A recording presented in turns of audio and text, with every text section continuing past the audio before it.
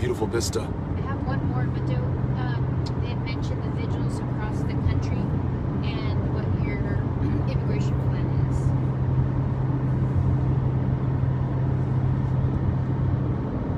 is. So, yeah, happy to answer that question.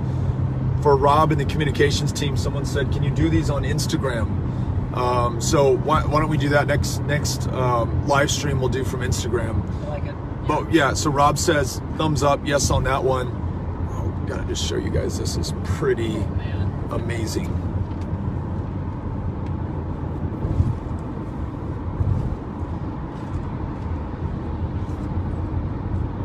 So from the best of the reporting that I've seen, which is what we're relying on because we are dealing with a president and an administration that has not been transparent or accountable or forthcoming or reliable or truthful. It seems as though there are going to be immigration raids inside the United States throughout the country tomorrow. A couple of things.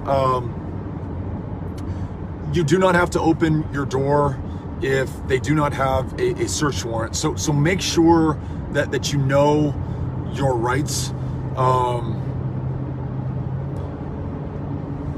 Make sure that those of you who live in mixed immigration status families, that you know that there are so many millions of your fellow Americans who are with you right now, who want to stand up to this level of cruelty and this absolutely unnecessary federal law enforcement exercise.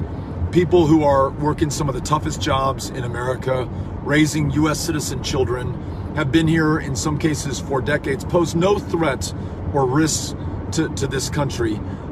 It will forever change this country if we allow this to happen or to continue going forward. So all of those who stood up last night for kids who are in detention, for asylum seekers and immigrants who are being kept in the most inhumane conditions, please keep up the pressure on this administration when it comes to these internal enforcement ICE raids that, again, are we think scheduled to take place across the country tomorrow.